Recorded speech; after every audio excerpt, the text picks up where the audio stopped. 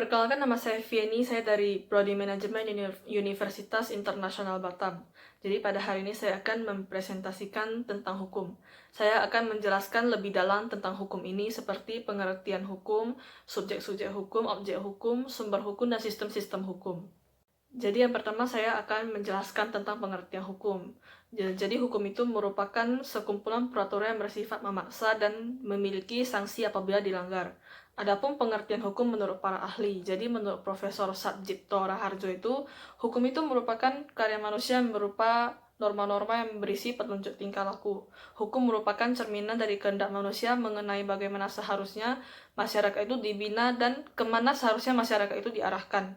Selanjutnya itu juga ada pengertian hukum menurut Aristoteles. Jadi menurut Aristoteles, hukum itu merupakan kumpulan peraturan yang tidak hanya bersifat mengikat tetapi juga hakim untuk masyarakat, di mana undang-undang akan mengawasi hakim dalam menjalankan tugasnya untuk menghukum para pelanggar hukum. Jadi selanjutnya saya akan menjelaskan tentang tujuan hukum. Jadi adanya tujuan hukum secara umum. Yang pertama itu mendatangkan kemakmuran masyarakat. Yang kedua itu mengatur pergaulan hidup manusia secara damai. Yang ketiga itu memberikan petunjuk bagi orang-orang dalam pergaulan masyarakat. Yang keempat, menjamin kebahagiaan sebanyak-banyaknya pada semua orang.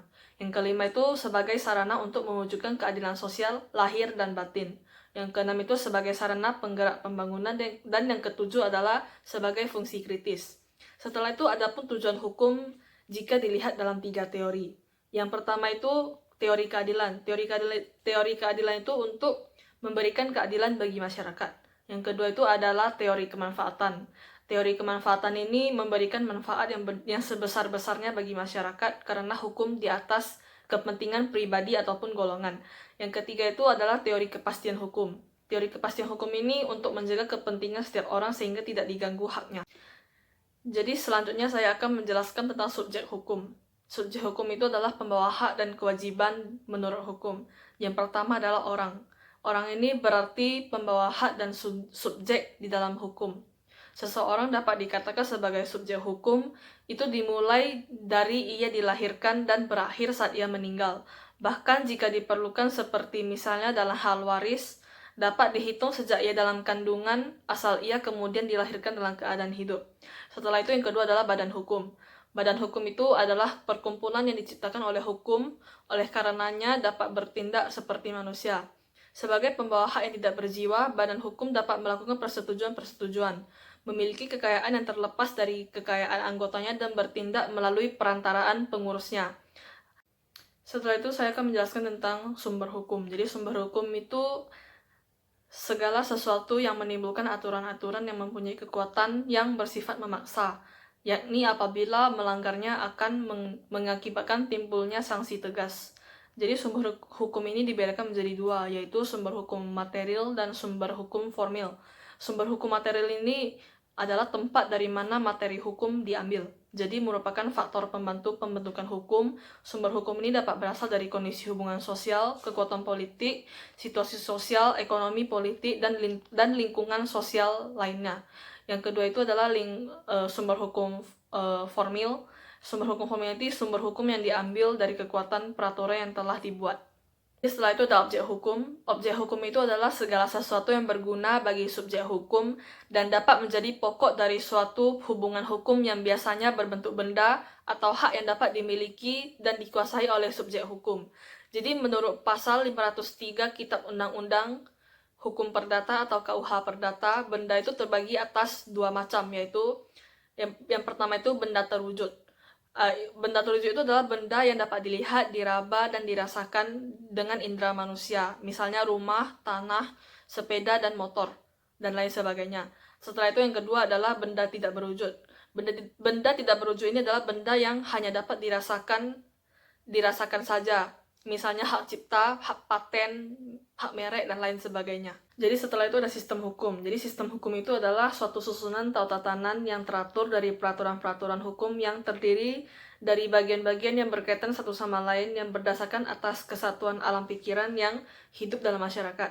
Jadi ada 4 macam sistem hukum. Yang pertama itu sistem hukum Eropa kontinental. Yang kedua itu sistem hukum Anglo-Saxon. Yang ketiga itu sistem hukum adat. Dan yang keempat itu sistem hukum agama Islam. Jadi yang pertama itu sistem hukum Eropa kontinental. Indonesia itu menganut sistem hukum Eropa kontinental atau bisa juga disebut sebagai istilah civil law. Jadi sistem hukum Eropa kontinental ini berkembang di negara-negara Eropa daratan berasal dari kodifikasi yang berlaku di Romawi pada masa pemerintahan Kaisar Justinus hingga berkembang ke daerah Prancis. Peraturan-peraturan hukumnya merupakan kumpulan dari berbagai kaidah-kaidah hukum yang ada sebelum masa Kaisar Justinus, yang kemudian disebut sebagai Corpus Juris Civilus, dan kemudian dijadikan dasar perumusan kodifikasi hukum di negara-negara Eropa daratan. Setelah itu ada pun ciri-ciri sistem hukum Eropa kontinental. Yang pertama itu, hukum memperoleh kekuatan yang mengikat karena diwujudkan dalam peraturan yang berbentuk undang-undang dan tersusun secara sistematis di dalam kodifikasi. Yang kedua itu, hakim tidak dapat dengan leluasa untuk menciptakan hukum yang mempunyai kekuatan mengikat umum. Hakim hanya berfungsi menetapkan dan menafsirkan peraturan-peraturan dalam batas wewenangnya.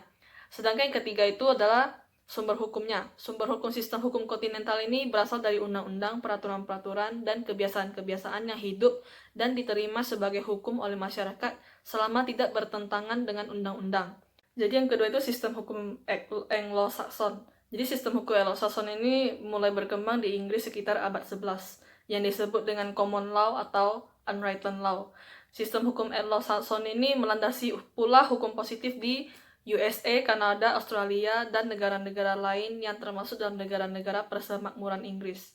Adapun sumber-sumber hukum sistem hukum Anglo-Saxon ini adalah yang pertama, putusan-putusan hukum pengadilan atau judicial decisions. Yang kedua itu kebiasaan-kebiasaan dan peraturan-peraturan tertulis. Jadi yang ketiga itu sistem hukum adat. Sistem hukum adat ini bersumber dari kaidah-kaidah hukum yang tidak tertulis yang tumbuh dan berkembang, serta dipertahankan dengan kesadaran hukum masyarakat. Dari sumber hukum yang tidak tertulis itu, maka hukum adat lebih mudah menyesuaikan diri dengan perkembangan masyarakat. Hal ini berbeda dengan sumber hukum yang tertulis, yang sulit diubah secara cepat karena perubahannya memerlukan syarat dan cara yang ditentukan oleh peraturan tertulis pula. Dan yang terakhir adalah sistem hukum agama Islam. Sistem hukum agama Islam ini bersumberkan pada Al-Quran, Sunnah, Nabi, Ijma, dan Qiyas. Dalam hukum Islam ini terdapatkan yang dinamakan hukum fikih. Hukum fikih ini terdapat hukum pokok yang terdiri dari hukum rohaniyah dan hukum duniawi. Hukum duniawi ini terdiri dari muamalat, nikah, dan jinayat. Jadi sampai di sini saja presentasi tentang hukum dari saya. Saya minta maaf bila ada salah kata-kata. Sekian dari presentasi saya ucapkan terima kasih.